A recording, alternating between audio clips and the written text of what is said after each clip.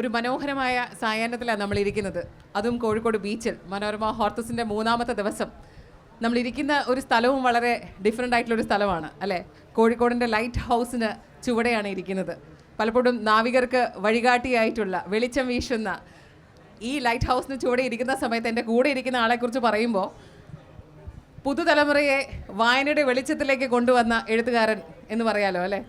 വെളിച്ചം വീശുന്ന എഴുത്തുകാരൻ കൂടിയായിട്ടുള്ള അഖിൽ പി ധർമ്മജൻ മനോരമ ഹോർത്തസിലേക്ക് കോഴിക്കോടേക്ക് അൻപുടൻ വരവേൽக்கிறேன். Thank you so much. യാതൊരുവിധ മനസ്സിലെ വലിയ ചിന്തകളോ ഒന്നുമല്ല. ഇന്നൊരു മഴ ചെറുതായിട്ടൊന്ന് താഴേക്ക് പെയ്തിറങ്ങിയ സമയത്ത് അഖിലിൻ്റെ മനസ്സിൽ ആദ്യം ഉണ്ടായിരുന്ന ഒരു ചിന്ത, കോഴിക്കോടേക്ക് വരുന്ന സമയത്ത് എന്നെ ഒരുപാട് പേര് കാത്തിരിക്കുന്നുണ്ടാവുമോ എന്നുള്ളൊരു ചിന്തയാണ്.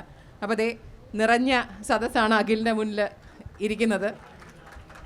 മലയാളത്തിൻ്റെ എഴുത്തിലേക്ക് വളരെ ലളിതമായിട്ടുള്ള ഒരു ശൈലി ഞാൻ എപ്പോഴും അഖിൽ പി ധർമ്മജൻ പറഞ്ഞത് കേട്ടിട്ടുണ്ട്. സാധാരണ നമ്മൾ നല്ലൊരു മെയിൻ കോഴ്സ് കഴിക്കുന്നതിന് മുമ്പ് ഒരു സ്റ്റാർട്ടർ, അതാണ് പലപ്പോഴും എൻ്റെ പുസ്തകങ്ങൾ. അത് റാം കെയർ ഓഫ് ആനന്ദി ആവട്ടെ, ഓജോ ബോർഡ് ആവട്ടെ, മെർക്കുറി ഐലൻഡ് ആവട്ടെ, 12 മണിക്ക് ശേഷം അല്ലേ നമ്മളിനി കാത്തിരിക്കുകയാണ്. അങ്ങനെ ഒരുപാട് എഴുത്തിലൂടെ മാത്രമല്ല സിനിമയുടെ ഒരു ബാക്ക്ഗ്രൗണ്ടിലും നമ്മൾ അതിമനോഹരമായിട്ടുള്ള ശക്തമായിട്ടുള്ള എഴുത്ത് കണ്ടിട്ടുള്ള ഒരാളാണ് അഖിൽ പി ധർമ്മജൻ. ഇന്ന് നമ്മളോടൊപ്പം മനോരമ ഹോർത്തസിൻ്റെ വേദിയിൽ ഇവിടെ മൈലാഞ്ചി എന്ന വേദിയിൽ ലൈറ്റ് ഹൗസിന് കീഴെ ഇരിക്കുന്ന സമയത്ത് ആദ്യം വെൽക്കം ചെയ്യുന്നതിനോടൊപ്പം തന്നെ കോഴിക്കോട്ട് എത്തിയിട്ടുള്ള ആ ഒരു സന്തോഷം കൂടി ഷെയർ ചെയ്യാൻ അഖിലിനെ ഞാൻ ക്ഷണിക്കുകയാണ്. കോഴിക്കോടേക്ക് വീണ്ടും എത്തുന്ന സമയത്ത് ഈ ഒരു വൈകുന്നേരം what do you feel Akhil? ആദ്യം തന്നെ എല്ലാവർക്കും നന്ദി. കാരണം ഇത് ഇത്തിരി ഒതുങ്ങിയ ഒരു സ്ഥലമാണ്. അപ്പോൾ ഇത് കണ്ടുപിടിച്ച് ഇവിടെ വന്നിരുന്നല്ലോ, അതിന് തന്നെ വളരെ നന്ദിയുണ്ട് നിങ്ങളെല്ലാവരോടും. പിന്നെ കൂടുതലൊന്നും പറയുന്നില്ല. അഖിൽ നമ്മൾ ഇങ്ങനെ ഒരു ഔപചാരികതയുടെ ആവശ്യമൊക്കെ ഉണ്ടോ? അഖിൽ ചോദിച്ച എന്നോട് വലിയ സാഹിത്യ ചർച്ചയാണോ ലിഷ്ന നമ്മൾ ഉദ്ദേശിക്കുന്നത്? ഞാൻ പറഞ്ഞു അല്ല, ഒരു സൗഹൃദ സംഭാഷണമാണ്. Let's have a conversation, let's have a chit chat അല്ലേ. അതിനപ്പുറം അഖിലിനോട് നമുക്ക് എന്താണ് പറയാനുള്ളത്? ഈ ഒരു സെഷനെ കുറിച്ച് പറയുന്ന സമയത്ത് റീൽ കാലത്തെ എഴുത്ത് എന്നുള്ളതാണ് ഞങ്ങൾക്ക് തമ്മിൽ സംസാരിക്കാൻ തന്നിട്ടുള്ള വിഷയം. സോഷ്യൽ മീഡിയ കാലത്ത് 30 സെക്കൻഡുകളിൽ നമ്മൾ പറന്ന് കണ്ടുകൊണ്ടിരിക്കുന്ന, അല്ലെങ്കിൽ ഓരോ തവണയും മൊബൈൽ എടുത്ത് ഇങ്ങനെ സ്ക്രോൾ ചെയ്തുകൊണ്ടിരിക്കുന്ന സമയത്ത് കണ്ടുകൊണ്ടിരിക്കുന്ന റീലുകളിൽ നിന്ന് എഴുത്തിൻ്റെ ലോകത്തിലേക്ക് പുതിയ കാലത്തെ കൊണ്ടുവരാനാകുമോ ഒരു എഴുത്തുകാരനെ എന്ന് ചോദിച്ചിട്ടുണ്ടെങ്കിൽ പറ്റും എന്നുള്ള ഉത്തരമായിരിക്കും അഖിലിനുണ്ടാകുക എന്നെനിക്ക് ഉറപ്പാണ്. ഈ റീലുകളുടെ കാലത്ത് റാം കെയർ ഓഫ് ആനന്ദി റീലുകളിൽ സൃഷ്ടിച്ച വിപ്ലവത്തെക്കുറിച്ച് പറയാവോ അഖിൽ? എനിക്ക് സത്യത്തിൽ എന്താ സംഭവിച്ചതെന്ന് അറിയത്തില്ല. ഇവിടെ കേരള ലിറ്ററേച്ചർ ഫെസ്റ്റിവൽ ഉണ്ടായിരുന്നു. അപ്പോൾ അന്ന് ഇതുപോലെ തന്നെ ഞാൻ ഒരു വേദിയിൽ വന്നപ്പോൾ ഞാൻ വിചാരിച്ചൊരു 10-15 പേരെങ്കിലും വേണമെന്ന് വിചാരിച്ച്. അപ്പോൾ അന്ന് വന്നവരൊക്കെ ഇവിടെ ഇരിപ്പുണ്ട് കേട്ടോ. ചിലരൊക്കെ ഭയങ്കര സന്തോഷം അത് കണ്ടപ്പോൾ, വീണ്ടും നമ്മളെ കേൾക്കാനായിട്ട് വന്നിരിക്കുന്നത്. അപ്പോൾ ഞാനിവിടെ വന്നപ്പോൾ കുറച്ച് പേരെ ഉണ്ടെന്ന് വിചാരിച്ചുള്ളൂ, പക്ഷേ അന്ന് നല്ല ക്രൗഡ് ഉണ്ടായിരുന്നു. അത് കഴിഞ്ഞിട്ട് സൈൻ ചെയ്യുന്ന ഒരു സെഷൻ ഉണ്ടായിരുന്നു. അപ്പോൾ ഞാൻ ഇങ്ങനെ ഇരുന്ന് സൈൻ ചെയ്യുമ്പോൾ ഫ്രണ്ടിൽ ആൾക്കാരിങ്ങനെ നിൽക്കുകയാണ്. അപ്പോൾ എനിക്ക് പുറകിലുള്ള ആൾക്കാരെ കാണുന്നില്ല. ഞാൻ സൈൻ ചെയ്ത് വിടുന്നുണ്ട്. കുറച്ച് കഴിയുമ്പോൾ കൈ കഴിച്ചു കുടഞ്ഞു, പിന്നെയും സൈൻ ചെയ്യുന്നുണ്ട്.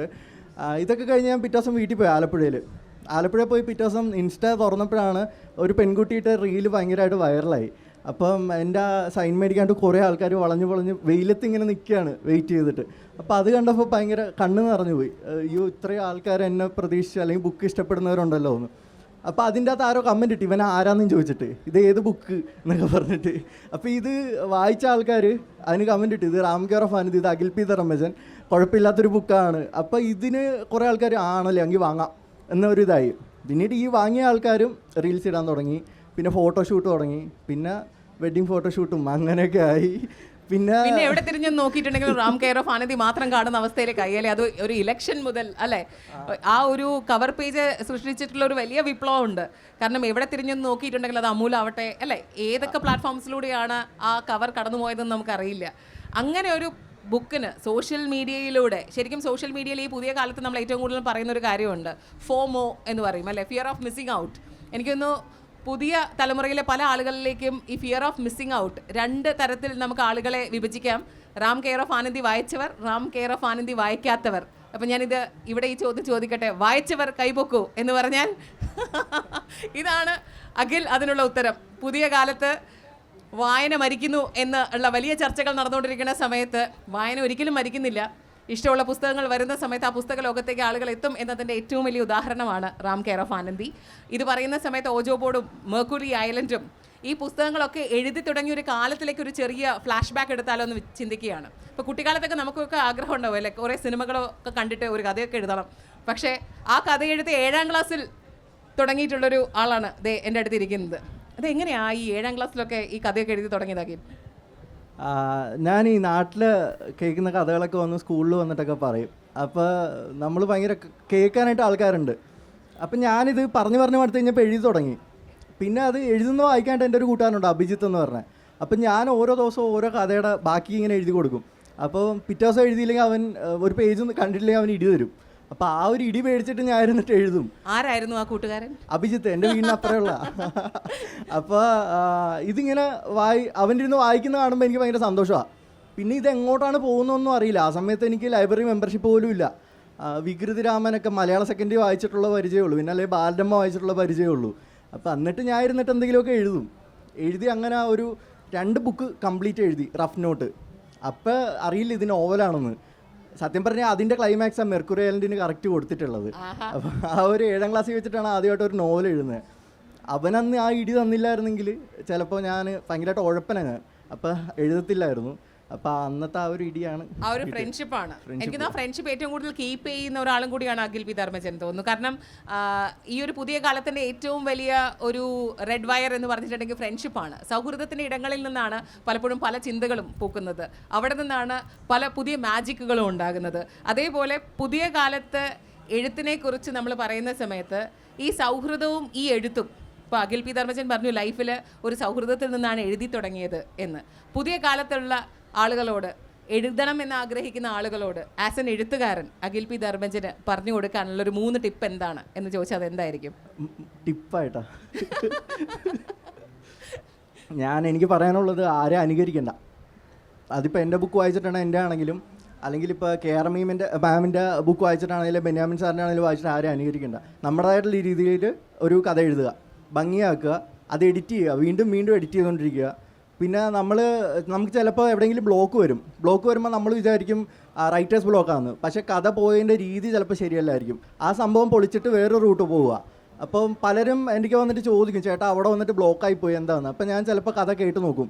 അപ്പം ഞാൻ പറയടാ ഈ റൂട്ടൊന്ന് മാറ്റിയിട്ട് ഈ റൂട്ട് പിടിച്ച് നോക്കിയേ, ശരിയാണല്ലേ എന്ന് പറഞ്ഞിട്ട്. അപ്പോൾ നമുക്ക് ഒരു മരത്തിൻ്റെ ബ്രാഞ്ച് പോലെ ആയിരിക്കണം. ഒരു ബ്രാഞ്ച് കട്ടാക്കിയിട്ട് അടുത്തതിലേക്ക് പോകാനായിട്ട് നമ്മളെപ്പോഴും ഒരു ഇതുണ്ടാവണം, ധൈര്യം ഉണ്ടാവണം. ചിലപ്പോൾ ഒരു 10-20 പേജ് അതിൻ്റെ അകത്ത് ഡിലീറ്റ് ആക്കേണ്ടി വരും, അല്ലെങ്കിൽ ചുട്ടിക്കുട്ടി കളയേണ്ടി വരും. അതിനൊരു ധൈര്യം കാണിച്ചാൽ മതി, കംപ്ലീറ്റ് ആക്കാമെന്നാണ് എൻ്റെ ഒരു അഭിപ്രായം. എഴുതണമെന്ന് മനസ്സിൽ ആഗ്രഹമുണ്ടെങ്കിൽ അതിന് വേണ്ടതൊരു ധൈര്യമാണ് എന്ന് പറയുന്ന അഖിൽ പി ധർമ്മജൻ അല്ലേ? ഇനിയൊന്ന് ഈ ധൈര്യം പലപ്പോഴും പല ഫാൻറ്റസികൾ എഴുതുന്ന സമയത്ത് എവിടെ നിന്നാണ് കിട്ടുന്നത്? കാരണം ഫാൻറ്റസികൾ ഏറ്റവും കൂടുതൽ എഴുതിയിട്ടുള്ള ഒരാൾ കൂടിയാണ്. അപ്പോൾ നമ്മളിപ്പോൾ റിലേറ്റബിൾ ആയിട്ടുള്ള റാം കെയർ ഓഫ് ആനന്ദിയെ സെലിബ്രേറ്റ് ചെയ്തുകൊണ്ടിരിക്കുന്ന സമയത്ത് വളരെ കുഞ്ഞു പ്രായത്തിൽ, ഏകദേശം ഒരു +2 പഠിക്കുന്ന പ്രായത്തിൽ ഫാൻറ്റസി ചിന്തിച്ച് എഴുതിയിട്ടുള്ള ഒരാളാണ് മെർക്കുറി ഐലൻഡ് അല്ലേ? ആ ഒരു പുസ്തകത്തിൻ്റെ കാര്യത്തെക്കുറിച്ച്, കാരണം ഒരു +2 പഠിക്കുന്ന സമയത്ത് ഒരാളുടെ മനസ്സിലുണ്ടാവുന്ന ഒരു ഹാലൂസിനേഷൻ ആണോ, അല്ലെങ്കിൽ എങ്ങനെയാണ് ആ ഒരു ബുക്കിലേക്ക് എത്തിയത്? ഞാൻ ബാലമ്മയുടെ ജസ്റ്റ് വായിച്ചപ്പോൾ ബെർമുഡ ട്രയാങ്കിളിനെ പറ്റിയിട്ട് വായിച്ചു. അപ്പം അതുണ്ടോ ഇല്ലയോ എന്ന് സത്യം പറഞ്ഞാൽ അറിയത്തില്ല. പക്ഷേ ഒരു കുറേ മിത്തുണ്ട്. അതിലെ വഴി എയർക്രാഫ്റ്റ് പോയാൽ വലിച്ചുകൊണ്ട് പോവും, ഷിപ്പ് പോയാൽ വലിച്ചുകൊണ്ട് പോവും. അപ്പോൾ അതെനിക്ക് ഭയങ്കരമായിട്ട് സ്പാർക്ക് ചെയ്തു. പിന്നീട് എല്ലാ ദിവസവും ഇതിനെപ്പറ്റി ആലോചിച്ച് ഞാൻ സ്വപ്നങ്ങൾ കാണാൻ തുടങ്ങി, ഞാനൊരു ദ്വീപിലേക്ക് പോകുന്നതൊക്കെ ആയിട്ട്. പിന്നെ ഞാൻ ഭയങ്കര ഒരു ക്ലാസ്സിൽ അത്ര ആക്റ്റീവായിട്ടുള്ള ഒരു കുട്ടിയായിരുന്നില്ല. ഗ്രൗണ്ടിൽ കളിക്കാൻ പോകത്തില്ല, അല്ലെങ്കിൽ കൂട്ടുകാരുമായിട്ട് അങ്ങനെ ഒന്നുമില്ല. ഞാൻ എപ്പോഴും ഇങ്ങനെ ആലോചിച്ചുകൊണ്ടിരിക്കും, ആ ദ്വീപിൽ എന്തായിരിക്കും, ഇവിടെ എന്തായിരിക്കും, അങ്ങനെ ആലോചിച്ചുകൊണ്ടിരിക്കുക. അപ്പോൾ എന്നെ ടീച്ചേഴ്സ് കാണുമ്പോൾ വിചാരിക്കും മണ്ടനാണെന്ന് വിചാരിക്കും. എന്താണ്ട് എപ്പോഴും ഇങ്ങനെ ആലോചിച്ചുകൊണ്ടിരിക്കുകയാണ്. അപ്പോൾ അവനെപ്പോഴും സ്വപ്നലോകത്താണ് എന്നുള്ളൊരു അഭിപ്രായമാണ് എല്ലാവർക്കും. എൻ്റെ 7ാം ക്ലാസ്സിൽ നിന്ന് ഞാൻ പോരുന്ന സമയത്ത് എൻ്റെ ക്ലാസ് ടീച്ചർ എനിക്ക് എഴുതി തന്നത് നീ ക്ലാസ്സിലെ ഏറ്റവും മോശം കുട്ടിയാണെന്നും പറഞ്ഞിട്ട് എഴുതി തന്നത്. ഇതേ ടീച്ചർ കുറേ നാളുകൾക്ക് ശേഷം ബുക്കൊക്കെ പബ്ലിഷായി സിനിമയൊക്കെ ആയ സമയത്ത് ടീച്ചർ വീട്ടിൽ HM ആയപ്പോൾ ഹോം വിസിറ്റ് നടത്തി കുട്ടികളുമായിട്ട്. അപ്പോൾ നമ്മുടെ സ്കൂളിൽ നിന്ന് പഠിച്ചിറങ്ങി എന്തെങ്കിലും പ്രൂവ് ചെയ്തിട്ടുള്ളവരുടെ വീട് വിസിറ്റ് ചെയ്യുന്ന ഒരു നമ്മുടെ ഗവൺമെൻറ് ഒരു ഇതുണ്ട്. അപ്പോൾ ടീച്ചർ വന്നിട്ട് എന്നെ ചേർത്ത് പിടിച്ചിട്ടുണ്ട്, എൻ്റെ ബെസ്റ്റ് സ്റ്റുഡൻ്റ് ആയിരുന്നു എന്ന് പറഞ്ഞ്. അപ്പം ഞാൻ ആലോചിച്ച് ദൈവമേ, അപ്പോൾ ഈ ഓട്ടോഗ്രാഫ് എൻ്റെ ഇരിപ്പുണ്ട്. ഞാൻ മുറിക്കകത്ത് പോയിട്ട് അത് കാണുന്ന രീതിയിൽ തന്നെ ഞാൻ എടുത്തിട്ട് പറഞ്ഞു ടീച്ചർ ഒന്ന് വായിക്കാൻ പറഞ്ഞു. ടീച്ചർ എഴുതി തന്നിട്ട് ഏറ്റവും മോശം സ്റ്റുഡൻ്റ് എന്ന് പറഞ്ഞിട്ടാണ്. അപ്പോൾ ടീച്ചർ പറഞ്ഞ് എടാ ഞാൻ അന്ന് അങ്ങനെ ആയിപ്പോയി. ഞാൻ പറഞ്ഞു ഇല്ല ടീച്ചർ, അങ്ങനെ പറഞ്ഞതുകൊണ്ട് എനിക്കൊരു ഇത് വാശിയായി ഏതെങ്കിലും രീതിയിൽ. പിന്നെ 10ാം ക്ലാസ്സിൽ പഠിക്കുമ്പോൾ ഞങ്ങൾ ക്ലാസ്സിൽ പാട്ട് പാടുന്നൊരു പയ്യനുണ്ടായിരുന്നു. അപ്പോൾ അവൻ്റെ പത്രത്തിൽ ആദ്യമായിട്ട് ആർട്ടിക്കിൾ വന്നപ്പോൾ എൻ്റെ ഒരു കസിൻ ചേച്ചി ഇത് കാണിച്ചിട്ട് പറഞ്ഞ് നീയൊക്കെ എന്തിനാണ് ജീവിക്കുന്നത്, നീയൊക്കെ മരിച്ചാൽ മാത്രം ഇങ്ങനെ കോളത്തിൽ വരുത്തൂ എന്ന് പറഞ്ഞു. അപ്പോൾ ഞാനിങ്ങനെ ആലോചിച്ചു എന്തെങ്കിലും എൻ്റെ ഒരു ഫോട്ടോ എങ്കിലും പത്രത്തിൽ വരണമെന്ന്.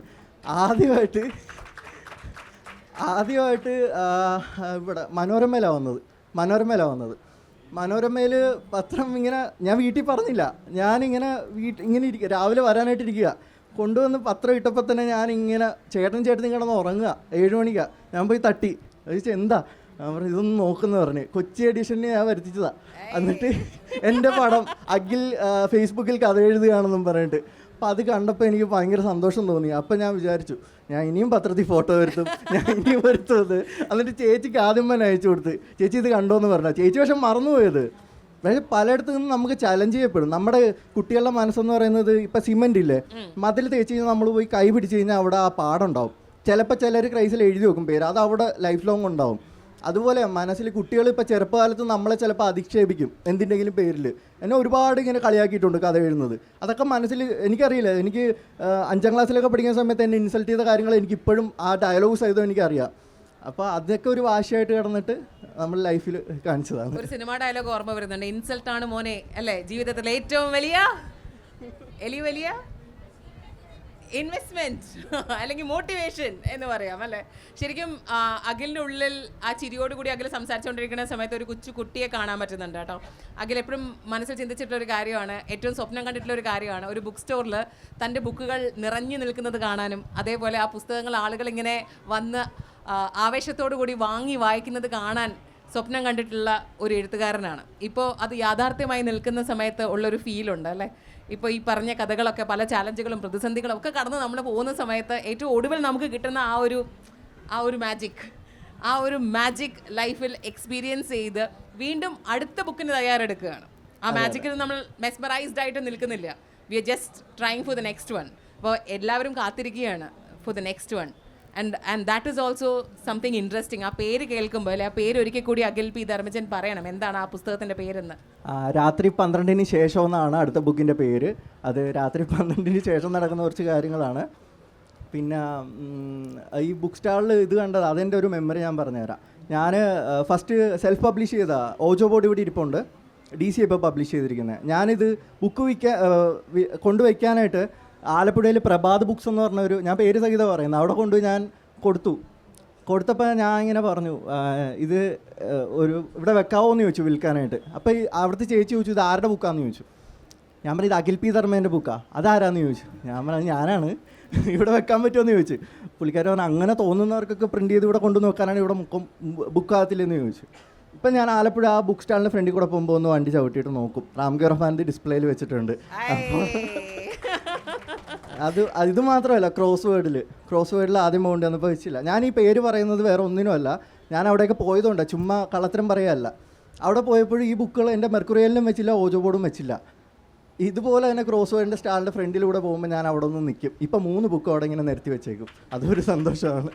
This is what life will give back എന്ന് പറയുന്നത് അല്ലേ. കാലം നമുക്ക് തിരിച്ചു തരുമെന്ന് പറയുന്നതിൽ നമ്മൾ വിശ്വസിക്കേണ്ടി തന്നെ ഇരിക്കുന്നു. എന്നാൽ അഖിലിനോട് നമ്മൾ വീണ്ടും നമ്മുടെ വിഷയത്തിലേക്ക് വരികയാണെങ്കിൽ, റീൽ കാലത്തിലെ എഴുത്ത് എന്ന് പറയുമ്പോൾ സോഷ്യൽ മീഡിയ കാലത്ത് നമുക്ക് അറ്റൻഷൻ സ്പാൻ ഏറ്റവും കൂടുതൽ കുറഞ്ഞുകൊണ്ടിരിക്കുന്ന സമയത്ത് വായനയിലേക്ക് യങ്സ്റ്റേഴ്സ് തിരിച്ചു വരിക എന്നുള്ള പ്രയോഗം ഞാൻ ഒരിക്കലും ഉപയോഗിക്കില്ല. കാരണം എന്നും വായിക്കുന്നവരാണ് യുവജനങ്ങൾ. അതിന് ഏറ്റവും വലിയ ഒരു ഉദാഹരണമാണ് പലപ്പോഴും ഈ ലിറ്ററേച്ചർ ഫെസ്റ്റിവലുകളിലൊക്കെ തന്നെയും എത്തിക്കൊണ്ടിരിക്കുന്ന യങ്സ്റ്റേഴ്സിൻ്റെ ആ ഒരു വൈബ്.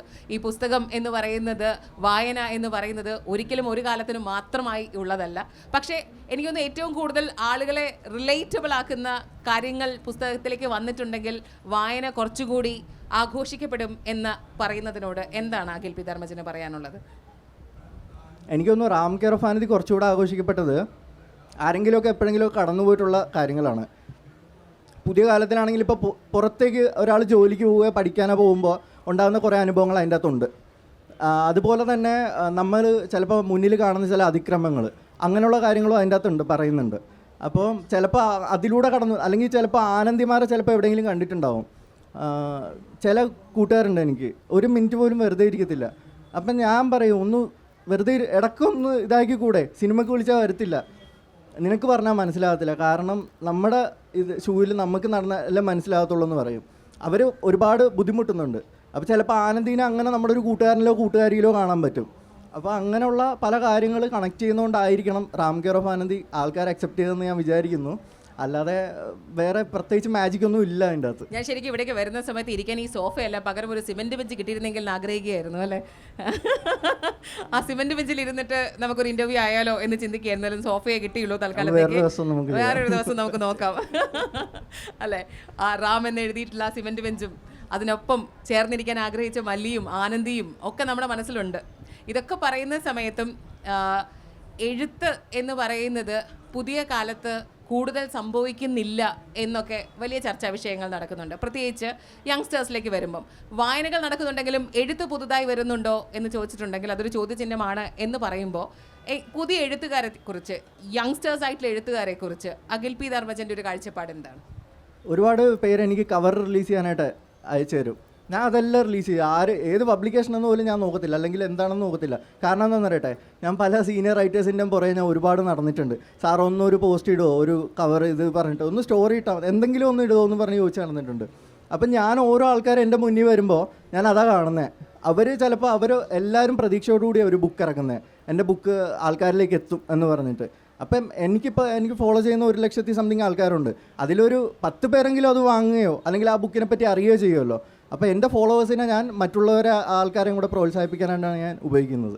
എനിക്ക് സോഷ്യൽ മീഡിയയിൽ ഏറ്റവും കൂടുതൽ ആളുകളുമായിട്ട് ഇൻട്രാക്ട് ചെയ്യുന്ന ഒരു എഴുത്തുകാരൻ കൂടിയാണ് എന്ന് പറയാം. സോഷ്യൽ മീഡിയ കാലത്തെ എഴുത്തിനെ കുറിച്ച് നമ്മൾ പറയുന്ന സമയത്ത് സോഷ്യൽ മീഡിയ നമ്മൾ കാത്തു സൂക്ഷിക്കുന്ന ഒരു ഫ്രണ്ട്ഷിപ്പിനെ കുറിച്ച് കൂടി പറയണം. കാരണം അഖിൽ പി ധർമ്മജൻ ഓൺലൈനിൽ every time he is available. So എങ്ങനെയാണ് ഈ ഒരു ഫ്രണ്ട്ഷിപ്പ് മെയിൻറ്റെയിൻ ചെയ്യുന്നത് ഈ ഒരു കാലത്ത്? എനിക്ക് ഇതിൻ്റെ അകത്ത് പ്രജിലിനെ അറിയാം, ദീപിനെ അറിയാം, ഇവിടെ പല ആൾക്കാരെ എനിക്ക് അറിയുന്നത് ഓൺലൈനിലൂടെയാണ്. അപ്പോൾ ഇവരൊക്കെ ഈ വരുന്നതെന്ന് പറയുന്നത് ഞാൻ ആ ഫ്രണ്ട്ഷിപ്പും ഞാൻ പലപ്പോഴും പറഞ്ഞിട്ടുണ്ട്, എൻ്റെ വായനക്കാരെന്ന് പറയുന്നത് ഭയങ്കര പ്യുവറായിട്ടുള്ള ആൾക്കാരാണ്. അപ്പോൾ അവരുമായിട്ട് ഒരു ഫ്രണ്ട്ഷിപ്പ് ഉണ്ടാക്കുക എന്ന് പറയുന്നത് എനിക്ക് ഭയങ്കര ഒരു ഇഷ്ടമുള്ളൊരു കാര്യമാണ്. അവരുമായിട്ട് എവിടെയെങ്കിലും പോവുകയോ, ടൂറൊക്കെ പോകാറുണ്ട് ചില സമയം, സത്യം, ഫുഡ് കഴിക്കാറുണ്ട്. ഇപ്പോൾ ബുക്ക് വാങ്ങാൻ പോകുന്ന സമയത്ത് ചുമ്മാ എന്നെ വിളിക്കും, ബുക്ക് കുറച്ച് സെലക്ട് ചെയ്യാനായിട്ട്. ഒന്നുമില്ല, കുറച്ച് നേരം വർത്തമാനം പറയുക, അത്രേ ഉള്ളൂ. അത് നമുക്ക് ഭയങ്കര പ്യുവറായിട്ടുള്ള ഹാർട്ടായിട്ട് തോന്നും. അങ്ങനെ ഒരുപാട് പേരെ എനിക്കറിയാം. ഇവിടെ ഇരിക്കുന്ന പലരെയും ഇനി ഞാൻ എവിടെയെങ്കിലും വെച്ച് കാണുമ്പോൾ ചിലപ്പോൾ ഈ പറയുന്ന കോഫി കുടിക്കാൻ വിളിച്ചാൽ ഞാൻ പോകും. അങ്ങനെയാണ്, അല്ലാതെ ഒന്നും തന്നെ ഇല്ല. നമ്മളൊരു ഫ്രണ്ട്ഷിപ്പ് മെയിൻറ്റെയിൻ ചെയ്യണം. നമ്മുടെ ഒരു കുഞ്ഞ് ലൈഫാണ്. അപ്പം നമ്മളൊരിക്കലും ഒരു ഇതിൻ്റെക്ക് മാറി മാറി ജീവിച്ചിട്ട് കാര്യമില്ല. നമ്മളെല്ലാവരോടും അടുത്തിടപഴകണം. അവർക്കത് ഭയങ്കര സന്തോഷം ഉണ്ടാകുന്നുണ്ട്. ഇപ്പോൾ ഞാനിപ്പോൾ ചെന്ന് ഒരാളോട്, ഇപ്പോൾ ഇതിനകത്ത് ബുക്ക് വായിച്ച ഒരാളോട് ചെന്നിട്ട് ഒരു കൈ കൊടുത്താൽ അവർക്ക് എന്ത് സന്തോഷമാകുന്നുണ്ട്. എനിക്കത് ഫീൽ ചെയ്യുന്നുണ്ട്. അതുകൊണ്ട് തന്നെ ഞാൻ എല്ലാവരോടും അടുപ്പം കാണിക്കുന്നത്. തീർച്ചയായും ഈ സൗഹൃദങ്ങൾ ഏറ്റവും കൂടുതൽ ചേർത്ത് വെക്കുന്നതെന്ന് പറയുന്ന സമയത്ത് എപ്പോഴും അഖിലിൻ്റെ കൂടെ സുഹൃത്തുക്കൾ ഉണ്ടാവുമെന്നുള്ളതാണ്. എവിടെ പോകുന്ന സമയത്തും അങ്ങനെ കൂടെയുള്ള 2 ഡിസൈനർമാർ അല്ലേ, ആ കൂടെയുള്ള സുഹൃത്ത് ഡിസൈൻ ചെയ്തതാണ് റാം കെയർ ഓഫ് ആനന്ദി എന്ന പുസ്തകത്തിൻ്റെ കവറും കൂടി അല്ലേ. ഹരിൻ കൈരളി പുന്നപ്ര എന്നാണ് ഡിസൈനറിൻ്റെ പേര്. ഞാനും അവനും വിഷ്ണു എന്ന് പറഞ്ഞൊരു ഫ്രണ്ട് കൂടെ ഉണ്ട്. ഇന്നിപ്പോൾ ഇങ്ങോട്ട് വരാൻ ട്രെയിനിൽ ആക്കിയത് പോലും അവൻ തന്നെയാണ്.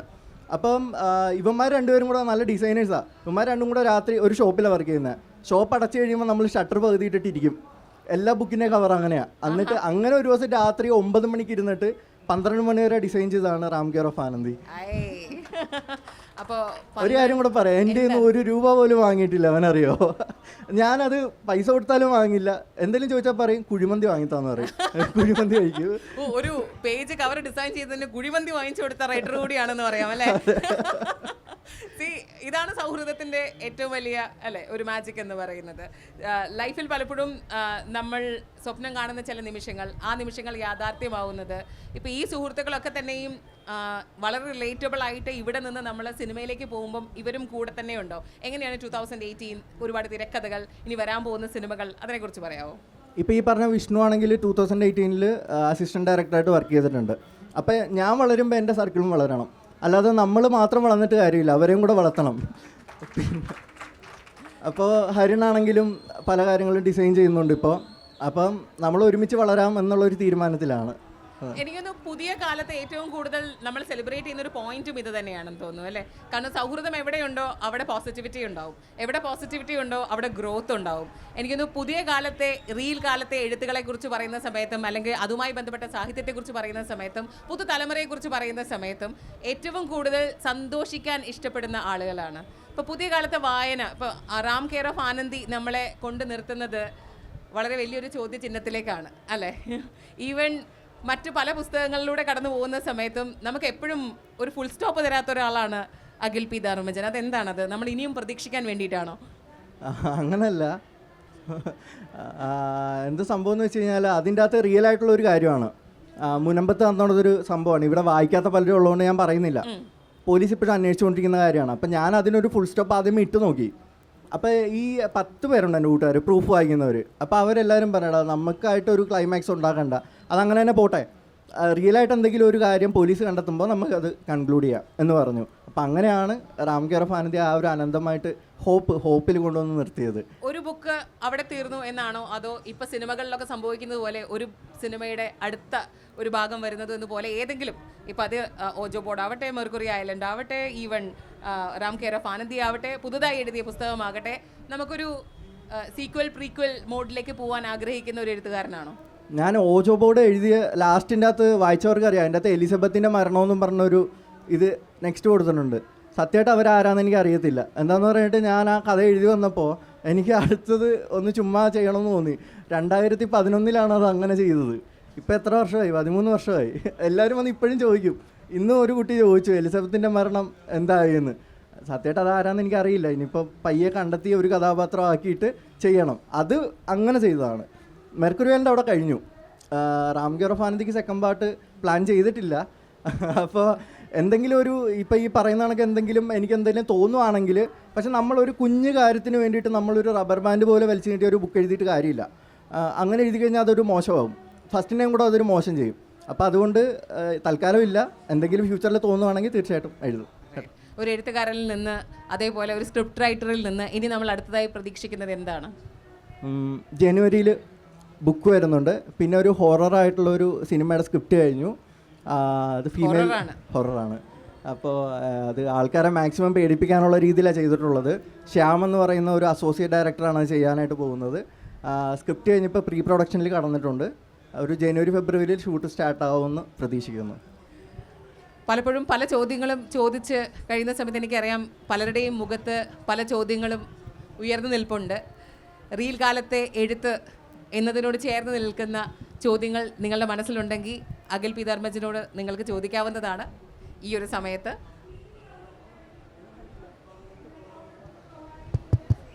ചോദ്യങ്ങളുണ്ടോ?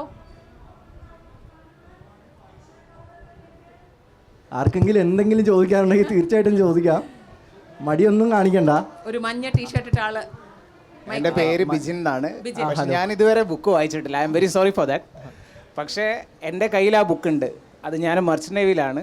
അപ്പോൾ ഒരു 2 മാസം ഈ ബുക്ക് കടലിൽ അങ്ങോട്ടും ഇങ്ങോട്ടും ഒക്കെ നീങ്ങിയിട്ടുണ്ട്. പക്ഷേ ഇതുവരെ വായിച്ചിട്ടില്ല. അപ്പോൾ എൻ്റെ ചോദ്യം എന്ന് വെച്ച് കഴിഞ്ഞാൽ, ഇപ്പോൾ മിസ്റ്റർ അഖിൽ പറയുന്നുണ്ടായിരുന്നു പിന്നെ എവിടെയെങ്കിലും ഒരു ഫുൾ സ്റ്റോപ്പ് വരുമ്പോൾ അവിടെ നിർത്തി നമ്മളതിനെ റീറൂട്ട് ചെയ്യണം എന്ന് പറയണല്ലോ. അപ്പോൾ എൻ്റെ ചോദ്യം എന്ന് വെച്ചാൽ അഖിലിന് അങ്ങനെയെങ്കിലും എന്തെങ്കിലും ഒരു അനുഭവം ഉണ്ടായിട്ടുണ്ടോ? അവിടുന്ന് വീണ്ടും തുടങ്ങിയിട്ട് വീണ്ടും എഴുതി തുടങ്ങിയതാണോ? അങ്ങനെ എന്തെങ്കിലും ഉണ്ടായിട്ടുണ്ടോ? തീർച്ചയായിട്ടും. റാം കെയർ ഓഫ് ആനന്ദി ഒരു 300 പേജ് എഴുതി വെച്ച് കഴിഞ്ഞപ്പോൾ ഞാൻ ഈ പറഞ്ഞ 1-2 കൂട്ടുകാർക്ക് കൊടുത്തു. അവർ വായിച്ചു. കുഴപ്പമില്ല എന്ന് പറഞ്ഞു. ഞാൻ അതിനുശേഷം 2018 സ്ക്രിപ്റ്റ് എഴുതാൻ പോയി. അത് കഴിഞ്ഞിട്ട് 1 വർഷത്തിന് ശേഷം ഞാൻ ഇതേ സാധനം എടുത്ത് വായിച്ചപ്പോൾ എനിക്ക് അയ്യെന്ന് തോന്നി. അപ്പം ഞാൻ എന്തെടുത്ത് ആ 300 പേജ് എടുത്തിട്ട് ലാപ്പിലാണ് ടൈപ്പ് ചെയ്യുന്നത്. ഇതെടുത്തിട്ട് ഡിലീറ്റ് ചെയ്തു, ഗൂഗിൾ ഡ്രൈവിൽ അപ്ലോഡ് ചെയ്തിട്ട്. എന്നിട്ട് വീണ്ടും ഒന്നേന്നും പറഞ്ഞിട്ട് 6 മാസം കൊണ്ട് എഴുതിയതാണ് ഇപ്പോൾ നിങ്ങൾ വായിക്കുന്ന റാം കെയർ ഓഫ് ആനന്ദി. അപ്പം നമുക്കത് നിർത്തണമെന്ന് തോന്നി, മോശമാണെന്ന് തോന്നിക്കഴിഞ്ഞാൽ തീർച്ചയായിട്ടും അത് ഡിലീറ്റ് ചെയ്യാനുള്ള ധൈര്യം കാണിക്കണം. ഇല്ലെങ്കിൽ ഈ പറഞ്ഞ എന്തെങ്കിലും മോശമായിട്ട് തന്നെ റിവ്യൂ വരും. അതേ ഉള്ളൂ. അതാണ് എനിക്കുണ്ടായിട്ടുള്ള ഒരു വലിയൊരു ഫുൾ സ്റ്റോപ്പ്. Thank you.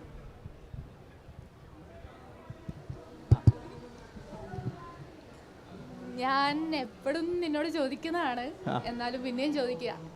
ആനന്ദിയുടെ ഒരു തിരിച്ചു വരവ് പ്രതീക്ഷിക്കുന്ന കുറേ മനുഷ്യരുണ്ട്. അതിനെക്കുറിച്ച് എന്താ നിന്റെ ഒരു അഭിപ്രായം മൊത്തത്തിൽ? ഞാനും പ്രതീക്ഷിക്കുന്നുണ്ട്. ഞാൻ ആദ്യം തന്നെ ഇദ്ദേഹത്തെ പറ്റി ഒരു മെമ്മറി ഞാൻ പറഞ്ഞുതരാം. KLF ഞാൻ 2017 പങ്കെടുക്കുന്ന സമയത്ത് ഞാനിങ്ങനെ വന്നപ്പോൾ ഈ പുൽത്തകടിയിൽ ഇവിടെ അല്ലേ, ഇവിടെ ഇങ്ങനെ കിടക്കുക ആള്. അപ്പോൾ എൻ്റെ കണ്ടപ്പോൾ തന്നെ ഓടി വന്നു, അഖിലേ എന്നും പറഞ്ഞ് ഓടി വന്ന്. അന്ന് തുടങ്ങിയ ബന്ധമാണ്. ഇത് ഇപ്പോൾ കാണാനായിട്ട് ഇവിടെ വന്നിരിക്കുകയാണ്. സോയ എന്നാണ് പേര്. ഇടയ്ക്കിടയ്ക്ക് കീപ്പ് ഇൻ ടച്ച്. ഞാൻ പറഞ്ഞില്ല, അങ്ങനെ ഉണ്ടായ ഒരാളാണ്. അപ്പോൾ എനിക്ക് പറയാനുള്ളത്, ആനന്ദി ഈ പറയുന്ന ഒരു ഞാൻ പറഞ്ഞില്ല പോലീസ് കേസിൻ്റെത്, അതൊന്ന് ഐഡൻറ്റിഫൈ ചെയ്ത് കാര്യങ്ങളൊക്കെ വന്ന് കഴിയുമ്പോഴേക്കും ഒരു ഫുൾ സ്റ്റോപ്പ് ഇടാമെന്ന് വിചാരിക്കുന്നു. അല്ലാതെ ഒരു ഞാനും പ്രതീക്ഷിച്ചിരിക്കുകയാണ് അതിനൊരു. ഞാൻ എപ്പോഴും അങ്ങനെ എന്തെങ്കിലും ന്യൂസുകൾ പത്രത്തിൽ വരികയോ ഓൺലൈനിൽ വന്ന് ഞാനായിരുന്നു വായിക്കും. ഇതുവരെ കണ്ടെത്തിയിട്ടില്ല. അതുകൊണ്ട് ഞാനും വെയിറ്റിംഗ് ആണ്. Thank you. അടുത്ത ചോദ്യം ഞാനാണ് ജ്യോതിഷ്. അതെ, എല്ലാവരും ചോദിക്കാൻ അല്ലെങ്കിൽ കേൾക്കാൻ ആഗ്രഹിക്കുന്ന ചോദ്യം ചോദിക്കുന്നത്, റാമിൽ എത്ര പെർസെൻറ്റേജ് അഖിലുണ്ട്? ഇല്ല, കുറച്ചേ ഉള്ളൂ. എന്നാലും ഏതൊക്കെ ആയിട്ട് നമുക്ക് കണക്കാക്കാൻ പറ്റേ? അതെന്താണെന്ന് അതായത് ചെന്നൈയിലേക്ക് പോയ അഖിലിനെ എനിക്കറിയാം. അപ്പോൾ തീർച്ചയായിട്ടും അപ്പോൾ റാമിനെ ഞങ്ങൾ കാണുന്നതും ആ പുസ്തകം വായിക്കുമ്പോൾ ഞങ്ങൾ വിഷ്വലൈസ് ചെയ്ത്, അതായത് റാം കെയർ ഓഫ് ആനന്ദിക്ക് നമ്മൾ പറയുന്നത് ഒരു സിനിമാറ്റിക് നോവൽ ഫീൽ എന്നാണ്. അത് വായിക്കുമ്പോൾ നമ്മളത് ഫുൾ വിഷ്വൽ ചെയ്തിട്ടാണ് കണ്ടിരുന്നത്. ഞാൻ കണ്ടിരുന്നത് എൻ്റെ കൂട്ടുകാരനെ അഖിലേ അവിടെ കണ്ടിട്ടുള്ളൂ. സോ ആ കഥയിലെ ക്യാരക്ടറിൽ എത്ര പെർസെൻറ്റേജ് അഖിലുണ്ട്? അതിൻ്റെ അകത്ത് കഥാപാത്രത്തിന് ഞാൻ ചിരിക്കുമ്പോൾ ഇവിടെ ഒരു കുഴി കാണുന്നില്ല, അതെന്നെ കോഴി കൊത്തിയതാ. അപ്പം അത് ചെറുപ്പത്തിൽ ഈ ഭയങ്കര വികൃതിയായിരുന്നു. അപ്പോൾ ആ സമയത്ത് മറ്റേ ഈ പാലക്കാടൊക്കെ കൊത്തിക്കുന്ന കോഴിയില്ലേ രണ്ടെണ്ണത്തിന് തമ്മിൽ, അതിന് ഞങ്ങളുടെ അപ്പുറത്തൊരു അമ്മാവൻ പോയി ലേലത്തിൽ പിടിച്ചുകൊണ്ട് പാതിരപ്പള്ളിക്ക് വന്ന് ആലപ്പുഴയിൽ. ഇതിനെ കൊണ്ടുവന്നെങ്കിൽ തുറന്നു വിടാൻ പാടുണ്ടോ? ഞാൻ കുഞ്ഞല്ലേ, 3 വയസ്സേ ഉള്ളൂ. അതിൻ്റെ മുന്നിൽ പോയി പെട്ടു, അതൊന്ന് കൊത്തിയത്. അപ്പോൾ അതിൻ്റെ ആ ഒരു സാധനം ഇതെന്താ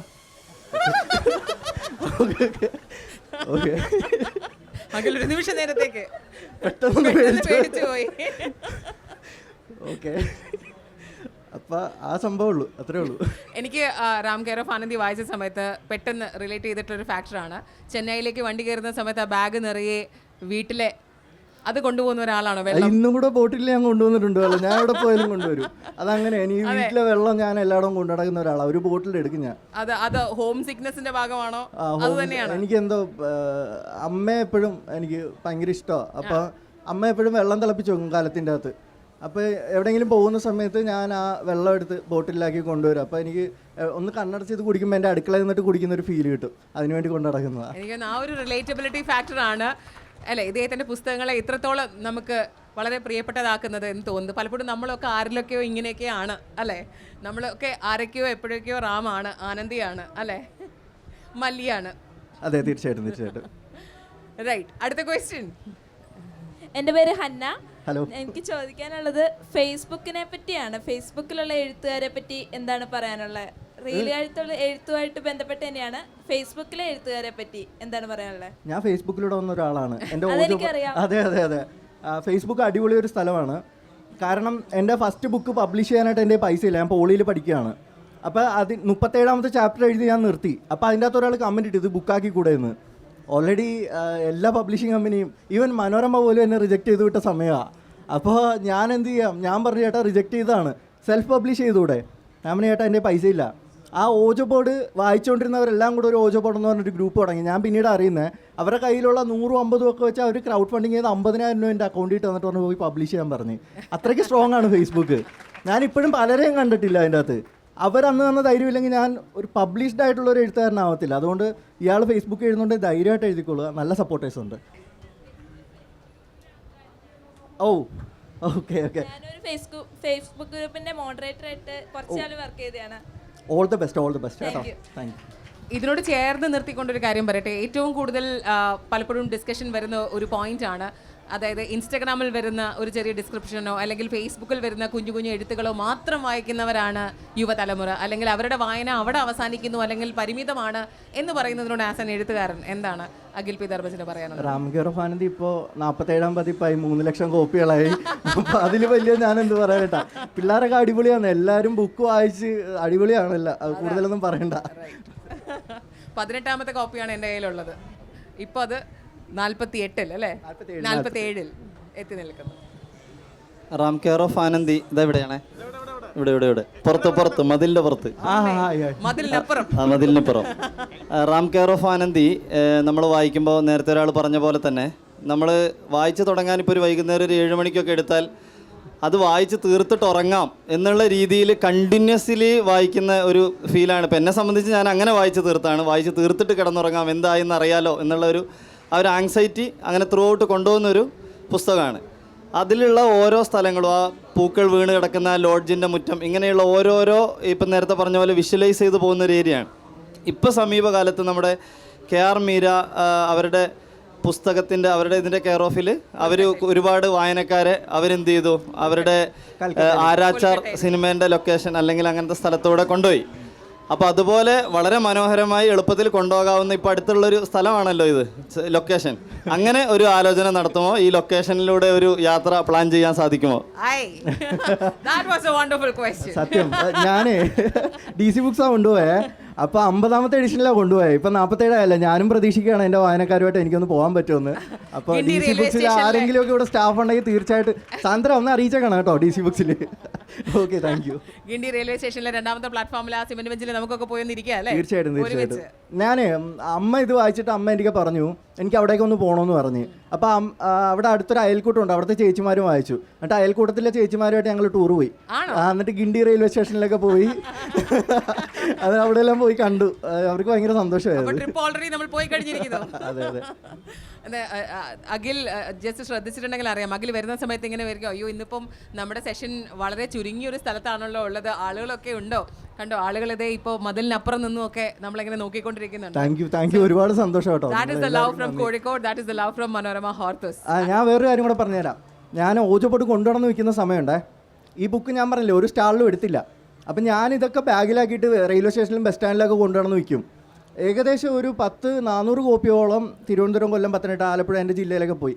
ബാക്കിയുള്ള ബുക്ക് മൊത്തം പോയത് കോഴിക്കോട്, മലപ്പുറം ആ ഒരു ഏരിയയിലാണ്. അപ്പോൾ അതുകൊണ്ട് മലബാറിനോട് എനിക്ക് ഭയങ്കര തീർത്താൽ തീരാത്ത കടപ്പാടുണ്ട്. പ്രിൻ്റ് ചെയ്ത് ഇവിടുത്തെ പ്രീമിയർ പ്രിൻറ്റേഴ്സിൽ നിന്നാണ്. അപ്പോൾ എല്ലാം ഭയങ്കര, അതായത് അവരൊരു കലാകാരനെ കണ്ടു കഴിഞ്ഞാൽ അവർ വെറുതെ വിടത്തില്ല. അവരെ വേണ്ട വിധത്തിൽ അവർ കൈകാര്യം ചെയ്യും, സപ്പോർട്ട് ചെയ്യണമെങ്കിൽ സപ്പോർട്ട് ചെയ്യും, എല്ലാം തരും. അത്രയാണ് സന്തോഷം. അതെ, ഞാൻ വേറൊരു ഇതിനെ ഞാൻ ഇതാക്കി പറഞ്ഞതല്ല. ഞാൻ പറഞ്ഞത് എൻ്റെ അനുഭവത്തിൽ നിന്ന് ഞാൻ പറഞ്ഞതാണ്. ഇപ്പോൾ ഇവിടെ തന്നെ ബുക്ക് സ്റ്റാൾസ് നോക്കിക്കഴിഞ്ഞാൽ നമ്മൾ ഈ പ്രൈവറ്റ് ബസ് സ്റ്റാൻഡ് അല്ലേ, അതിന് ചുറ്റിനും നടന്നാൽ തന്നെ ഒരുപാട് ബുക്ക് സ്റ്റാൾസ് ഉണ്ട്. പക്ഷേ വേറെ എവിടെ ചെന്നാലും അങ്ങനെ അത്രയും കാണാൻ പറ്റത്തില്ല. പുസ്തകങ്ങൾ ആഘോഷിക്കപ്പെടുന്നത് ഞാൻ കണ്ടിട്ടില്ല. ഇതാണെങ്കിൽ ലിറ്ററേച്ചർ ഫെസ്റ്റിവൽ ആണെങ്കിൽ ഈവൻ മനോരമ ഹോർത്തസിന്റെ ബുക്സ് പവലിയനിലേക്ക് പോകുന്ന സമയത്ത് ഇവിടെയുള്ള പല ആളുകൾക്കും അത്ഭുതമായിരുന്നു. ഒരു 10 മണി 10:30 സമയത്താണെങ്കിൽ പോലും വളരെ ഫാമിലിയോട് കൂടി ആളുകൾ വന്ന് പുസ്തകങ്ങൾ വാങ്ങിച്ചു പോകുക എന്നുള്ളത്. എന്തായാലും നമ്മുടെ മനോരമ ഹോർത്തസിലെ ബുക്സ് പവലിയൻ November 10th വരെ ഇവിടെ ഉണ്ടാവും. You can all enjoy it, right. അതിനിടയിൽ നമുക്ക് വീണ്ടും മൈക്ക് എവിടെയാണുള്ളത്, ചോദ്യം എവിടെയാണുള്ളത്? Hello, good evening sir. Hello, എൻ്റെ പേര് സഫാന. ശരിക്കും പറയുകയാണെങ്കിൽ റാം കെയർ ഓഫ് ആനന്ദിനെ കുറിച്ച് കേട്ടിട്ട് ഞാനിങ്ങനെ വായിക്കണമെന്ന് ഭയങ്കര അതിയായി ആഗ്രഹിക്കും. നമ്മൾ ഒരു കാര്യം അതിയായി ആഗ്രഹിക്കുമ്പോൾ അത് നമ്മളെ തേടിയെത്തും എന്ന് പറയുമല്ലോ, അതുപോലെ വന്നൊരു പുസ്തകമാണ്. ഞാനിങ്ങനെ വായിക്കണം. നെക്സ്റ്റ് ഡേ ഞാൻ കോട്ടയത്തേക്ക് യാത്ര ചെയ്യാൻ തീരുമാനിച്ചിരിക്കുകയാണ്. ആ സമയത്താണ് ഈ ബുക്ക് കിട്ടിയിരുന്നെങ്കിൽ നാളെ എനിക്ക് വായിച്ച് തീർക്കാൻ പറ്റുമായിരുന്നു എന്ന് വിചാരിച്ചിരിക്കുമ്പോഴാണ് ഞാൻ സ്കൂളിൽ പ്രിൻസിപ്പളായിട്ട് വർക്ക് ചെയ്യുകയാണ്. അപ്പം ഒരു ബുക്ക് നമ്മളെ ലൈബ്രറിയിലേക്ക് ബുക്ക് പ്രൊവൈഡ് ചെയ്യാൻ വേണ്ടിയിട്ട് ഒരാൾ വന്നു. അപ്പം തലേ ദിവസം ആൾ വന്നിട്ട് ഞാൻ കുറച്ച് തിരക്കാണ്, നിങ്ങൾ നാളെ വരുമെന്ന് പറഞ്ഞയച്ചതാണ്. നെക്സ്റ്റ് ഡേ ആൾ വരുന്നു, മാം ഞാൻ ജസ്റ്റ് ഒന്ന് ബുക്ക് ഒന്ന് കാണിച്ചോട്ടെ എന്നാണ്. ഞാൻ പറഞ്ഞു ആയിക്കോട്ടെ. അപ്പോൾ ആദ്യം എടുത്ത് ടേബിളിൽ വെച്ചത് റാം കെയർ ഓഫ് ആനന്ദി. ഞാൻ പറഞ്ഞു ഓക്കെ, ആദ്യം എനിക്ക് ആ ബുക്ക് തരൂ, ഞാൻ ഇതിനു വേണ്ടി നോക്കി നടക്കുക എന്ന് പറഞ്ഞു. അങ്ങനെ അത് വാങ്ങിച്ചു എന്ന് മാത്രമല്ല, ദെൻ വെരി നെക്സ്റ്റ് ഡേ ഞാനത് കോട്ടയത്തേക്ക് യാത്രയായിരുന്നു. രാവിലെ ജനശതാബ്ദി കയറിയതാണ്. തിരിച്ച് വീട്ടിലേക്ക് വരുമ്പോഴത്തേന് ആ പുസ്തകം ആ ദിവസം കൊണ്ട് ഞാൻ വായിച്ചു തീർത്തു എന്ന് പറഞ്ഞാൽ ഒരു സ്ഥലത്തു പോലും എനിക്കൊന്ന് നിർത്താൻ തോന്നിയിട്ടില്ല. ഒരു മടുപ്പോ അല്ലെങ്കിൽ നമുക്ക് കുറച്ച് കഴിഞ്ഞിട്ട് വായിക്കാമെന്നൊന്നും തോന്നിയിട്ടില്ല. ജീവിക്കായിരുന്നു ശരിക്കും. ഞാനത് വായിച്ചു കഴിഞ്ഞപ്പോൾ സാറിന് ആക്ച്വലി ഞാൻ വാട്സപ്പിൽ ഒരു മെസ്സേജ് അയച്ചിരുന്നു, ചിലപ്പം കണ്ടിട്ടുണ്ടാവില്ലായിരിക്കും. അപ്പം റിയലി അവരുടെ കൂടെ നമ്മൾ ജീവിക്കുകയായിരുന്നു ചെയ്തത്. അപ്പോൾ എൻ്റെ ഒരു ചോദ്യം എന്താണെന്ന് വിചാരിച്ചാൽ, നമ്മൾ ഏത് കഥ വായിച്ചാലും പുസ്തകങ്ങൾ വായിച്ചാലും കുറച്ച് സമയം അവർ നമ്മൾ കൂടെ ഉണ്ടാവും. ഒരു 2-3 ദിവസം ആ കഥാപാത്രത്തിൻ്റെ കൂടെ ആയിരിക്കും നമ്മൾ. പക്ഷേ ഇത് മാസങ്ങളോളം ആ കഥാപാത്രം കൂടെ തന്നെ നിൽക്കുക. എങ്ങനെയാണ് ഇങ്ങനെ കഥാപാത്രങ്ങളെ സൃഷ്ടിക്കുന്നത്? അതാണ് എൻ്റെ ചോദ്യം. Thank you.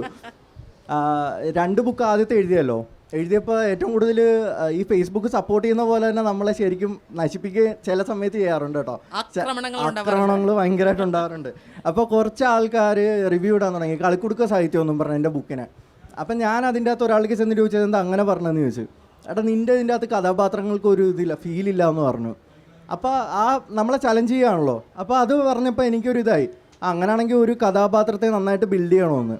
അപ്പം ഞാൻ ഇരുന്നിട്ട് ഇത് പഠിച്ചു. ഇപ്പോൾ ഇയാളെ ഞാൻ ഇത് ചെയ്യുകയാണെങ്കിൽ ഇയാളിടുന്ന ഡ്രസ്സ് അല്ലെങ്കിൽ ഇയാളുടെ ഹെയർ സ്റ്റൈല്, അല്ലെങ്കിൽ അങ്ങനെ ആ ഒരു ആറ്റിറ്റ്യൂഡ്, അങ്ങനെയുള്ള കാര്യങ്ങളൊക്കെ നമ്മൾ ആദ്യമേ ഇത് കൊടുത്തു കഴിഞ്ഞാൽ ഒരു സാഹചര്യം എത്തുമ്പോൾ നമുക്ക് മനസ്സിലാവും ഈ കഥാപാത്രം എങ്ങനെയാണ്. ഇതിൻ്റെ അകത്ത് റാം എന്ന് പറയുന്നത് കാണുന്നിടത്തൊക്കെ പേരെഴുതി വെക്കും.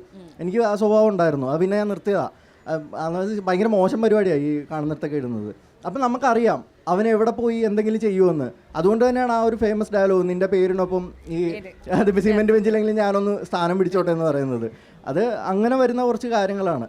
അപ്പോൾ ഇങ്ങനെയാണ് ആ കഥാപാത്രങ്ങൾ ഉണ്ടാകുന്നത്. അതെ അതെ, കഥാപാത്രങ്ങൾ ഉണ്ടാകുന്നത് അങ്ങനെയാണ്. താങ്ക് യു കേട്ടോ, എന്തായാലും വളരെയധികം സന്തോഷം. ഒരു ദിവസം കൊണ്ട് അത് വായിച്ചത് ഇവിടെ വേദിയിൽ അത് പങ്കുവച്ചതിന് നന്ദി. Thank you. ഹലോ. എവിടെ ചോദ്യം എവിടെ? ഹലോ ആനന്ദ്. ഹായ്. എനിക്ക് തോന്നുന്നത് ഇപ്പം കൂടുതലും ചർച്ച ചെയ്യുന്നത് റാം കെയർ ഓഫ് ആനന്ദി എന്ന പുസ്തകമാണ്. എനിക്ക് അതുമായി ബന്ധപ്പെട്ടല്ല.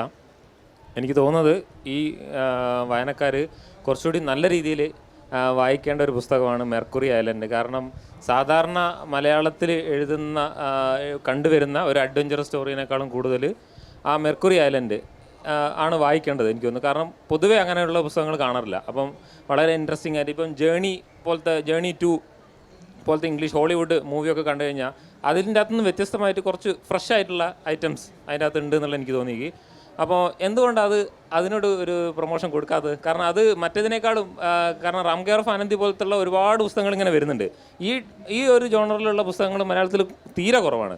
അപ്പോൾ എനിക്ക് തോന്നുന്നത് നിങ്ങൾ അതായിരിക്കണം കുറച്ചുകൂടി പ്രൊമോട്ട് ചെയ്യേണ്ടതെന്ന് തോന്നുന്നു. കാരണം അത് വളരെ വ്യത്യസ്തമായ ഈ പറഞ്ഞ ആക്ഷേപങ്ങളൊന്നും കേൾക്കാൻ സാധ്യതയില്ലാത്തൊരു പുസ്തകമാണ്. അപ്പോൾ അതെന്തുകൊണ്ടാണ് അങ്ങനെ ചെയ്യാത്തതെന്ന് എനിക്കൊരു സംശയം. ഞാൻ ഒരുപാട് ചത്ത് കിടന്ന് പ്രൊമോഷൻ ചെയ്തിട്ടുള്ളത്, ആരെങ്കിലും വാങ്ങണ്ടേ? അത് 8 വർഷം എടുത്തിട്ടാണ് ഞാൻ മെർക്കുറിയലിൻ്റെ എഴുതിയത്. ആരൊക്കെ ഇതിൻ്റെ അകത്ത് മെർക്കുറിയലിൻ്റെ വായിച്ചിട്ടുണ്ടെന്ന് അറിഞ്ഞാൽ സന്തോഷം. അതാ പറഞ്ഞത്, ഫാൻറ്റസിയാണത്. അതിൻ്റെ അകത്ത് ഒരു കഥാപാത്രത്തെ കൊണ്ടുപോകുന്ന ഇടത്തൊക്കെ ഞാൻ കൊണ്ടുപോയിട്ടുണ്ട്. തീക്കകത്ത് കൊണ്ടുപോയിട്ടുണ്ട്, ഭൂമിക്ക് അടിയിൽ കൂടെ കൊണ്ടുപോയിട്ടുണ്ട്, മരത്തിൻ്റെ മുകളിൽ കൂടെ കൊണ്ടുപോയിട്ടുണ്ട്, പറന്ന് കൊണ്ടുപോയിട്ടുണ്ട്. അങ്ങനെ ഫാൻറ്റസിയുടെ എന്താ പിഴിഞ്ഞെടുക്കുക എന്ന് പറയില്ലേ, അതുപോലെ ചത്ത് പരിശ്രമിച്ചിട്ട് ഭയങ്കര ഹോപ്പോട് കൂടിയിട്ടാണ് ഞാൻ ഇത് റിലീസ് ചെയ്ത ഒരു ദ്വീപിൽ തന്നെ റിലീസ് ചെയ്തത്. പക്ഷേ ഇത് കഴിഞ്ഞപ്പോൾ ഒരു എന്താ പറയുക, എനിക്കറിയത്തില്ല എന്താണ്. ഞാൻ സത്യമായിട്ട് ഞാൻ ഒരുപാട് പ്രൊമോഷൻ ചെയ്തതാണ്, പക്ഷേ അതൊന്നും വർക്കൗട്ടായില്ല. ചിലർ പറയും Ram care of Anandi PR work എത്ര രൂപ ഇറക്കി എന്നൊക്കെ ചോദിക്കും. ഞാൻ 1 രൂപ പോലും ഞാൻ സത്യമായിട്ട് മുടക്കിയിട്ടില്ല. എന്ന് പറഞ്ഞിട്ട് ഞാൻ ആ മെർക്കുറിയലിൻ്റെ കഴിഞ്ഞപ്പോൾ ഞാൻ തീരുമാനിച്ചു ഇനിയിപ്പോൾ PR വർക്ക് അങ്ങനെ ഉള്ളതൊന്നും ചെയ്തിട്ടൊന്നും കാര്യമില്ല. ഒരു ബുക്ക് അല്ലെങ്കിൽ സിനിമയാണെങ്കിൽ എത്ര PR വർക്ക് ചെയ്തതിലാണെങ്കിൽ മോശമാണെങ്കിൽ ആൾക്കാർ അക്സെപ്റ്റ് ചെയ്തില്ല. മലയാളികൾ അങ്ങനെയാണ്. എവിടെയോ അഖിൽ പറഞ്ഞതായിട്ട് ഞാൻ കേൾക്കുന്നുണ്ടായിരുന്നു, അതായത് മെർക്കുറി ഐലൻഡ് അത് ഇംഗ്ലീഷിലായിരുന്നു ഇറങ്ങിയിരുന്നെങ്കിൽ ചിലപ്പോൾ ആക്സെപ്റ്റൻസ് ഡിഫറെൻ്റ് ആയിരുന്നു. അപ്പോൾ അങ്ങനെ ചിന്തിച്ചോ എപ്പോഴെങ്കിലും? ഞാനിപ്പോൾ ട്രൈ ചെയ്തുകൊണ്ടിരിക്കുന്നത് ഇംഗ്ലീഷിലേക്ക് കൊണ്ടുവരാനായിട്ടാണ്. അപ്പോൾ എനിക്ക് തോന്നുന്നു കുറച്ചുകൂടെ ഒരു ഹോളിവുഡിലൊക്കെ ആയിരിക്കും ആരെങ്കിലുമൊക്കെ ജെയിംസ് കാമറൂൺ ആരൊക്കെ വായിച്ചിട്ടൊക്കെ എന്തെങ്കിലുമൊക്കെ ചെയ്യട്ടെ. അതെ, സ്വപ്നം സത്യമായിട്ട് ഞാൻ അങ്ങനെയാണ് കാണുന്നത്. അതൊരു വെബ് സീരീസ് ആയിട്ട് ഇംഗ്ലീഷിൽ വരണം എന്നാണ് എൻ്റെ ഒരു ആഗ്രഹം. തീർച്ചയായും. ഹലോ ഇനി ആരെങ്കിലും? ഹലോ ചോദിക്കട്ടെ, ഈ റാം കെയർ ഓഫ് ആനന്ദിയിൽ റാമും ആനന്ദിയും തമ്മിലുള്ള പ്രണയത്തെ പറ്റി ഇവിടെ ഭയങ്കരമായിട്ട് പറയുമ്പോൾ അതേപോലെ തന്നെ എല്ലാവർക്കും ഇഷ്ടപ്പെട്ട അല്ലെങ്കിൽ വലിയൊരു ശതമാനം ആൾക്കാർക്ക് ഇഷ്ടപ്പെട്ട ഒരാളായിരുന്നു മല്ലി എന്ന് പറഞ്ഞൊരു ക്യാരക്ടർ. അപ്പോൾ ഞാൻ റാം കെയർ ഓഫ് മല്ലിയെ കൂടുതലായിട്ട് ഇഷ്ടപ്പെട്ട ഒരാളായിരുന്നു. അപ്പോൾ എനിക്ക് ചോദിക്കാനുള്ളത് എന്താ വെച്ചാൽ, മല്ലി കുറച്ചുകൂടി ജെന്യൂനായ ഒരു മനുഷ്യനായിരുന്നു, അല്ലെ റാമിനെ ഹൃദയം കൊണ്ട് സ്നേഹിച്ച ഒരാളായിരുന്നു? ആനന്ദിയെ പറ്റി എഴുതി വെച്ച ഡയറികളിലൂടെയോ അല്ലെങ്കിൽ കേട്ട കഥകളിൽ ആനന്ദി എത്രത്തോളം സത്യമാണെന്ന് പോലും നമുക്കറിയില്ല. അതായത് ഞാൻ മനസ്സിലാക്കിയെടുത്തോളം ആനന്ദി ഒരു ഫേക്ക് ക്യാരക്ടറും മല്ലിയൊരു ജെന്യൂൻ ക്യാരക്ടറുമാണ്. എന്നിട്ടും മല്ലിക്ക് പകരം ആനന്ദിയെ അമിതമായി സ്നേഹിച്ച റാം എന്ന് പറയുന്ന ക്യാരക്ടറിനെ അഖിൽ പി ധർമ്മജൻ സൃഷ്ടിച്ചിട്ടുണ്ടെങ്കിൽ അഖിൽ പി ധർമ്മജൻ്റെ ഉള്ളിൽ ചെറിയൊരു സൈക്കോ ഉണ്ട് എന്നാണ് എൻ്റെ ചോദ്യം. ഹൃദയം തകർന്നു ബ്രോ, ആനന്ദി ഫേക്കാന്ന് പറഞ്ഞപ്പോൾ. അങ്ങനെയല്ല ബ്രോ. ഇപ്പം ഞാൻ പറയട്ടെ, എനിക്കിപ്പോൾ ലിഷ്ണേനെ ഇഷ്ടമാണെന്ന് വിചാരിക്കുക. ലിഷ്ണ കല്യാണം കഴിച്ചാണോ? കഴിച്ചു. ഭർത്താവും കുട്ടിയും ഇവിടെ ഇരിപ്പുണ്ട്. അയ്യോ, പക്ഷേ ഞങ്ങൾക്ക് ഒന്നാവാൻ പറ്റത്തില്ല, മനസ്സിലായില്ലേ? അത് കണക്ക് മല്ലിക്ക് അറിയാം മല്ലിയുടെ ലിമിറ്റേഷൻസ്. മല്ലി പലപ്പോഴായിട്ട് ഒളിപ്പിച്ച് വെക്കുന്നുണ്ട് പല കാര്യങ്ങളും. അതുകൊണ്ടാണ് ഏറ്റവും ലാസ്റ്റ് മല്ലി പോകുന്നതിന് തൊട്ട് മുമ്പാണ് ആ സിമെൻറ്റ് ബെഞ്ചിലെ സീൻ പോലും കൊണ്ടുവന്നിട്ടുള്ളത്. പിന്നെ മല്ലി കറക്റ്റ് പ്യുവറായിട്ടുള്ളതാണ്. എപ്പോഴും ഒന്നിക്കാൻ പറ്റാത്ത പ്രണയങ്ങൾ നോക്കിക്കഴിഞ്ഞാൽ മനസ്സിലാവും അത് ഭയങ്കര പ്യുവറായിരിക്കും. അത് മാത്രമേ ഞാൻ അത് ചെയ്തിട്ടുള്ളൂ, അല്ലാതെ ആനന്ദി ഫേക്കൊന്നും അല്ല കേട്ടോ ബ്രോ, അങ്ങനൊന്നും പറയരുത്, വിഷമാവും. ഇല്ല, ഞാനത് കരുതിക്കൂട്ടി ചെയ്തതൊന്നുമല്ല. ഞാൻ ഉദ്ദേശിച്ചത് ഒരുമിക്കാൻ പറ്റാത്ത 2 പേര് തമ്മിൽ പ്രണയിച്ചാൽ എന്തായിരിക്കും എന്നുള്ളൊരു ഫീലാണ് ഞാൻ പോയിന്റ് ചെയ്തത്. ഒരിക്കലും അങ്ങനെ ഒരു പ്ലാനിങ്ങോടുകൂടി ചെയ്തതല്ല കേട്ടോ. Thank you. എഴുത്തിനെ കുറിച്ചും ആ കൈകൾ ഉയരുന്നു. കമോൺ.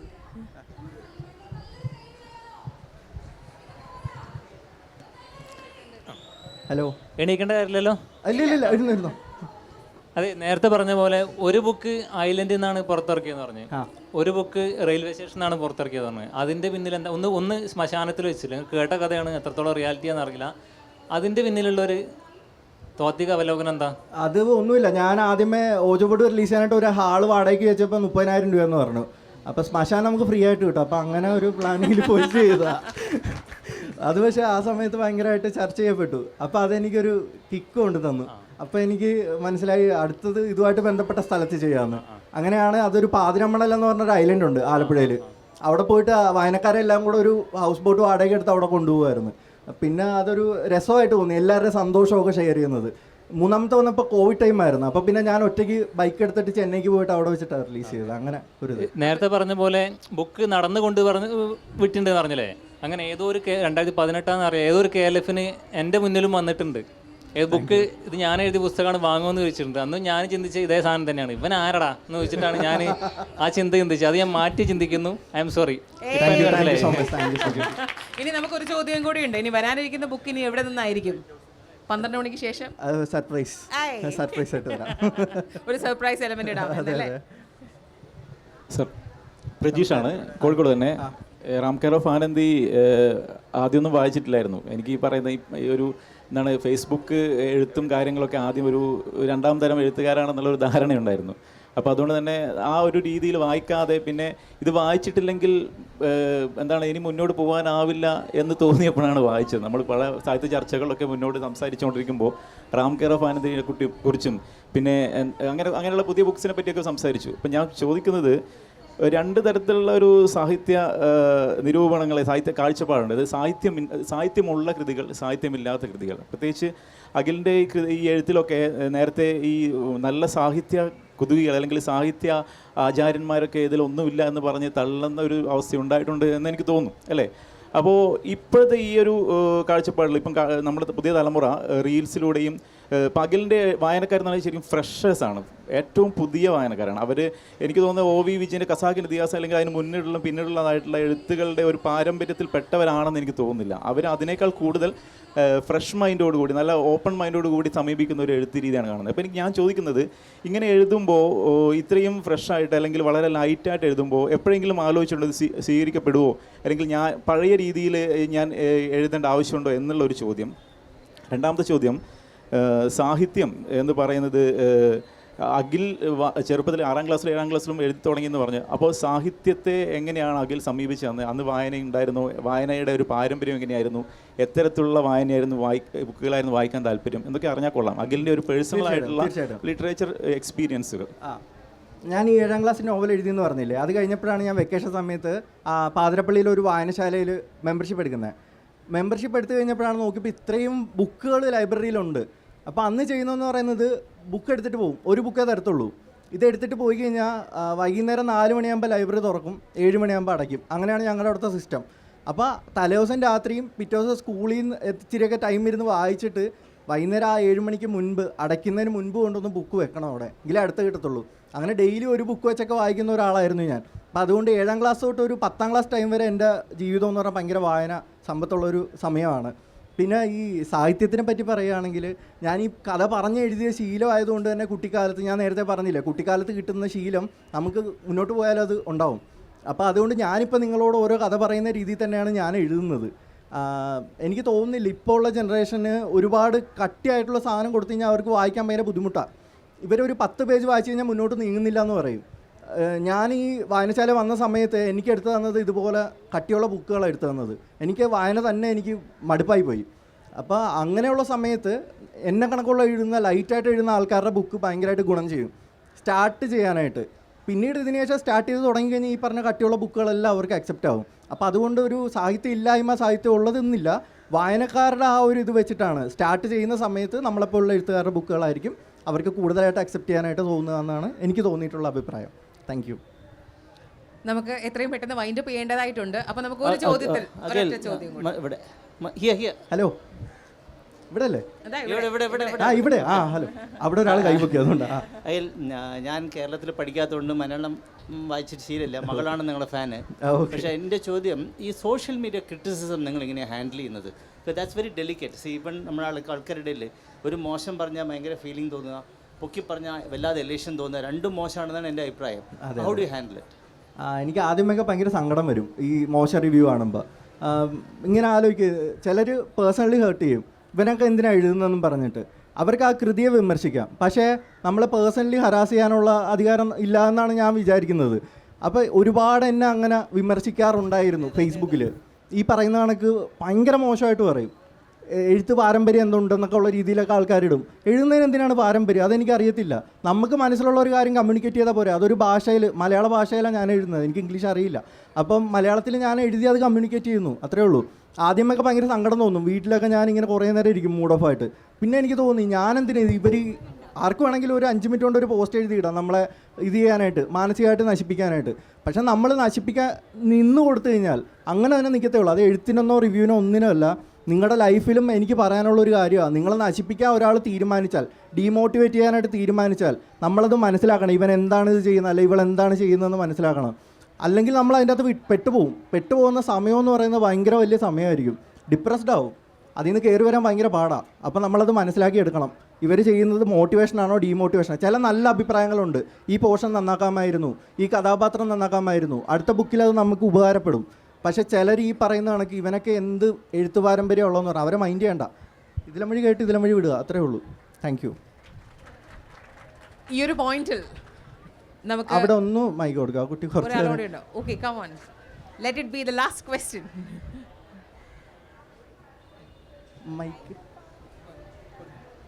മൈക്ക് ഒന്ന് പാസ് ഓൺ ചെയ്യാമോ?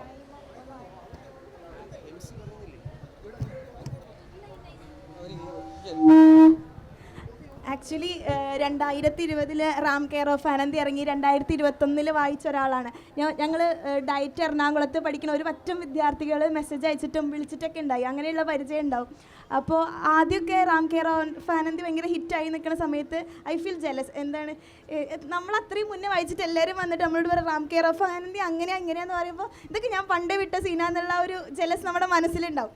അപ്പോൾ അങ്ങനെയൊക്കെയാണ് അതിൻ്റെ കഥകൾ.